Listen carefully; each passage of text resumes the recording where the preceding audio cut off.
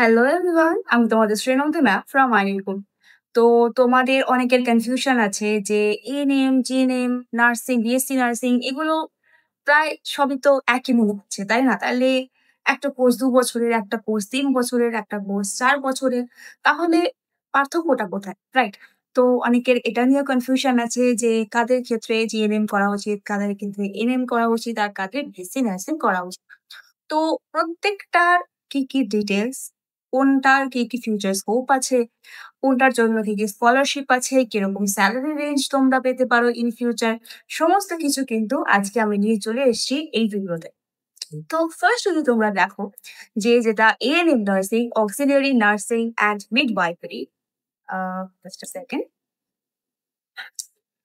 তো এটা একটা ডিপ্লোমা কোর্স, তাই তো? এটা আমরা সবাই জানি। তো টোটাল এই কোর্সটার জন্য সময় লাগে ২ বছর। আর তুমি যেকোনো বোর্ড থেকে পাস আউট করো, সেখানে কিন্তু তোমাকে কোয়ালিফিকেশন কত রাখতে হবে না 10+2 পাস, মানে এইচএস কোয়ালিফাইড তোমাকে হতে হবে।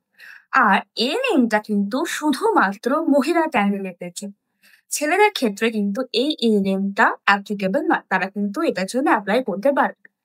তো এএনএম যদি তোমরা কোয়ালিফাই করো, তাহলে তোমাদের কাছে কি চাকরির স্কোপ থাকতে পারে?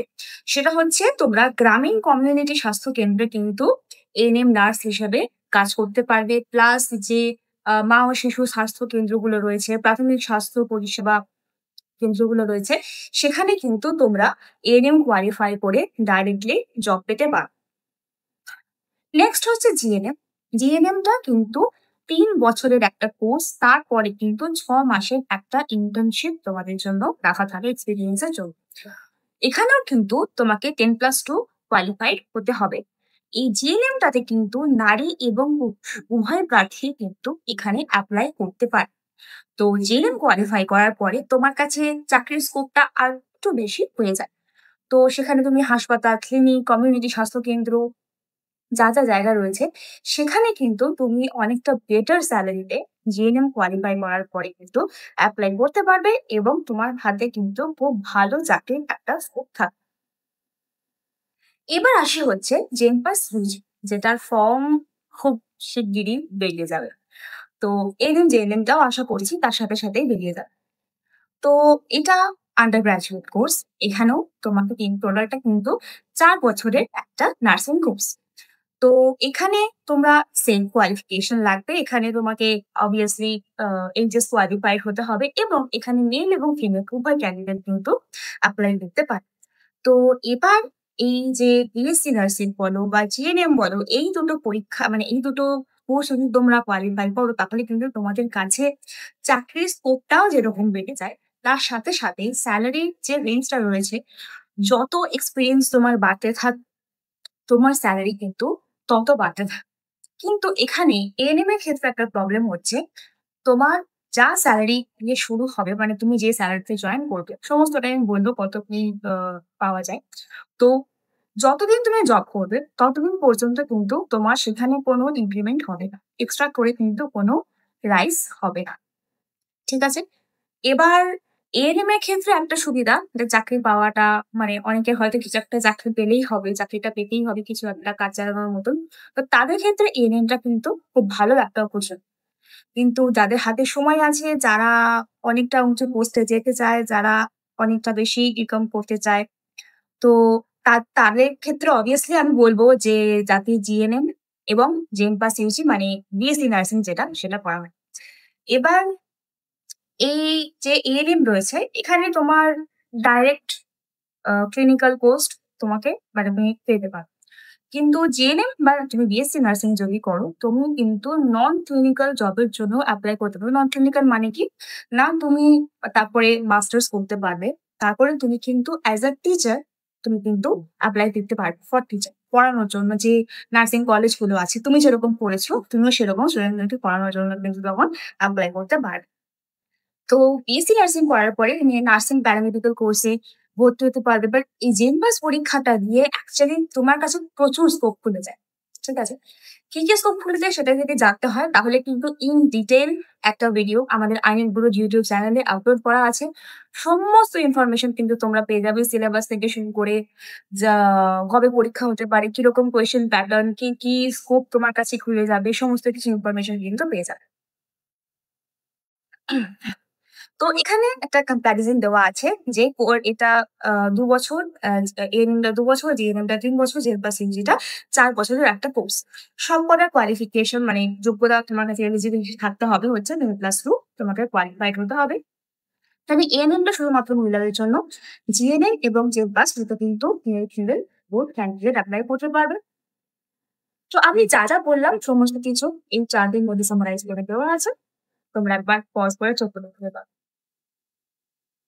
এবার হচ্ছে প্রাথমিক ডেটা মানে কিরকম স্যালারি তুমি দিতে পারো। জিএনএম নার্সের যা স্যালারি সেটা 5,000 থেকে 15 to 17,000 পর্যন্ত হতে পারে। এবার তুমি যতদিন তুমি জবটাতে মধ্যে থাকো, যতদিন তুমি সার্ভিস প্রোভাইড করবে, ততদিন পর্যন্ত কিন্তু তুমি যে স্যালারিতে জয়েন করেছো তোমার সেই স্যালারিটাই থাকে। ডিফারেন্ট কিন্তু কোনো রকম প্রাইস হবে না। জিএনএম এর ক্ষেত্রে 8,000 থেকে শুরু করে 35,000 পর্যন্ত কিন্তু তুমি নিতে পারো। বাট বিএসসি নার্সিং করলে আরেকটু বেশি তুমি পাবে। 22,000 তুমি কিন্তু পার মান্থ পেতে পারো। এবার যারা সিনিয়র নার্স হয় আস্তে আস্তে যাদের এক্সপিরিয়েন্স বাড়তে থাকে সেটা কিন্তু 80,000 1,20,000 পর্যন্ত কিন্তু পৌঁছতে পারে। এবার এএনএম নার্সিং এর কর্মসংস্থান হিসেবে বললাম যে কোথায় কোথায় তুমি অ্যাপ্লাই করতে পারবে। তুমি কমিউনিটি হেলথ সেন্টারে অ্যাপ্লাই করতে পারবে, হোম নার্স হিসেবে তুমি কাজ করতে পারবে, হেলথ ভিজিটর হিসেবে তুমি কাজ করতে পারবে, টিকাকরণ যে কার্যক্রম রয়েছে সেগুলো তুমি করতে পারবে। জিএনএম এর ক্ষেত্রে তুমি স্টাফ নার্স হতে পারবে, হোম কেয়ার নার্স হতে পারবে, নার্স ম্যানেজার হতে পারবে, assistant nurse, travel nurse, nurse educator, midwife nurse, emergency care nurse, এই সমস্ত জায়গায় কিন্তু অ্যাপ্লাই করতে পারো। আর জেন+এর ক্ষেত্রে তুমি সরকারি চাকরির জন্য অ্যাপ্লাই করতে পারো। ইভেন ইউপিএসসি তেও কিন্তু নার্স রিক্রুটমেন্ট হয়, সেখানেও কিন্তু তোমরা অ্যাপ্লাই করতে পারবে। Nurse supervisor, nurse educator, health care administrator, যত হায়ার পোস্ট আছে সমস্ত জায়গার দরজা কিন্তু তোমার খুলে যাবে তুমি যদি বিএসসি নার্সিং করো। ঠিক আছে? ইভেন তুমি ওপরে পিএইচডিও করতে পারো তুমি যদি চাও। তো এএনএম এর জন্য যে স্কলারশিপটা রয়েছে সেখানে জাস্ট পার মান্থ তুমি 500 রুপিস করে পাবে। আর জিএনএম এর জন্য তুমি কিন্তু যে স্বামী বিবেকানন্দ স্কলারশিপ আছে যেখানে তুমি পার ইয়ার 18,000 টাকা করে কিন্তু পাবে। আর সেখানে তুমি যদি বিএসসি নার্সিং করো তাহলে কিন্তু তুমি প্রত্যেক বছর 60,000 টাকা করে স্টাইপেন্ড পাবে। এবার করবে কোথায় কত খরচা, যেমন কথা এএনএম প্রাইভেটে হবে না, সরকারিটা হবে। তো সেটা আলাদা ব্যাপার লাগছে। তো এবার জিএনএম বা বিএসসি নার্সিং যদি বলো সেটা যদি তুমি সরকারি কোনো কলেজ থেকে করো তাহলে প্রত্যেক মাসে তোমার 12 টাকা করে লাগবে। শুনেছ এতটাই কম কিন্তু তোমার খরচা হবে। তার সাথে যাতে বই কেনা, থাকা খাওয়াটা সুপারের একটা খরচা সেটা আমি রাখলাম তোমাদের হিসাব মতন তোমরা করতে পারবে। আর স্যালারি রেঞ্জ তোমরা দেখতেই পাচ্ছ। আর তারপরে তোমরা এই 60,000 টাকা যেটা পাচ্ছ তুমি 12,000 টাকা যেটা পাচ্ছ সেটা দিয়ে কিন্তু ইভেন তোমাদের নিজেদের খরচায় তোমরা পেরে নিতে পারো। তো অল ওভার একটা ওভারভিউ তোমাকে দিয়ে দিলাম। এএনএম কি, জিএনএম কি, জেন+, কি, কোথায় কি স্কোপ রয়েছে, চাকরি কোথায় করতে পারবে না পারবে, সমস্ত ইনফরমেশন এতটুকু দিয়ে রাখলাম। আরো যদি কোনো কোয়ারিজ থাকে তাহলে এখানে যে নাম্বারটা দেওয়া রয়েছে সেখানে একটা হাই পাঠিয়ে দিলে আমাদের যে নার্সিং এর আমাদের সাপোর্ট গ্রুপ দেখে তোমাদের জন্য কমপ্লিটলি ফ্রিতে তোমাদের যা ডাউট থাকে সমস্ত ডাউট ক্লিয়ার করার জন্য, সেটা যে কোনো সেগমেন্টের হোক নার্সিং এর সমস্ত ডাউট কিন্তু আমাদের যে হোয়াটসঅ্যাপ গ্রুপ আছে সেখানে জয়েন করলেই তোমরা ক্লিয়ার করে নিতে পারবে। এভাবে জয়েন করতে হবে যা কি যে বললাম নাম্বারটা দেওয়া রয়েছে সেই নাম্বার একটা হাই পাঠিয়ে দিলে আমাদের হোয়াটসঅ্যাপ গ্রুপে তোমরা জয়েন হয়ে যাবে। তো ফার্দার যেখানে তোমাদের যা ডাউট থাকবে সমস্ত কিছু জানবে কিন্তু আমরা খুব ইজিলি করবো।